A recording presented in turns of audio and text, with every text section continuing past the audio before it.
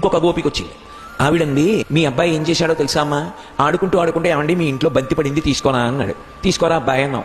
మా ఇంటి పెరట్లోకి బంతి వెళ్ళిందని పెరట్లోకి వెళ్ళాడు. ఏదో మేము వీధిలో నుంచి కబుర్లు చెప్పుకుంటున్నాం. పెరట్లోకి వెళ్ళిన వాడు బంతి అట్టుకొస్తూ వస్తూ మా అమ్మాయి స్నానం చేస్తుంటే అది విప్పి గోడ మీద వేసిన బట్టలు కూడా పట్టుకెళ్ళిపోయాడు. అది కట్టుకోవడానికి బట్టలు లేక స్నానాల గదిలోంచి చరిస్తే మేము వెళ్ళి బట్టలు ఇచ్చాం.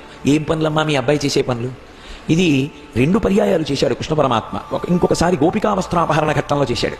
ఇది ఎందుకు చేశాడంటే, మనిషి చేసేటటువంటి భయంకరమైన పాపాల్లో ఒక పాపం ఏమిటి అంటే దిగంబర స్నానం. ఒంటి మీద బట్టలేని స్నానం చేయకూడదు. ఎందుకంటే అది జలాధిదేవత పట్ల అపచారం, వరుణుడి పట్ల పరమ అపచారం. అలాంటి దోషం చేస్తే శరీరమునకు ఉన్నటువంటి తేజస్సు క్షయమైపోయి రోగగ్రస్తమవుతుంది శరీరం. 2 పుత్రపౌత్రాదులు అనారోగ్యానికి గురవుతూ ఉంటారు. దిగంబర స్నానం చేసేది ఒక్కసారి. ఎప్పుడు అంటే చిట్ట చివరి స్నానం అని ఉంటుంది. కట్టెల మీదకి తీసుకెళ్ళిపోతారు. తీసుకెళ్ళిపోయే ముందు ఒక్కసారి దింపుతారు.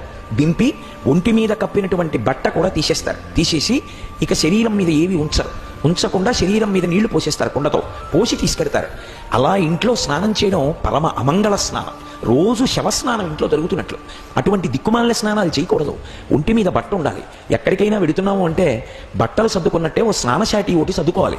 సర్దుకుని స్నానానికి వెళ్ళినప్పుడు ఆ శాటితో స్నానం చేయాలి. ఈశ్వరుడు అంతటి వాడికి అభిషేకం చేస్తే స్నానశాటితో అభిషేకం చేయిస్తారు. శాటి లేకుండా అభిషేకం చేయించరు. శివలింగం దారి వేరు, అసలు అది అరూపరూపి కాబట్టి అది మినహాయింపు. అటువంటిది బట్టలు లేకుండా స్నానం చేయడం ఏమిటి? వరుణుడి పట్ల అపచారం జరుగుతోంది. ఇంకొకసారి అలా చేయకుండా ఉండడం కోసం ఆ బట్టలు తీసుకొచ్చేశాడు ఆయన.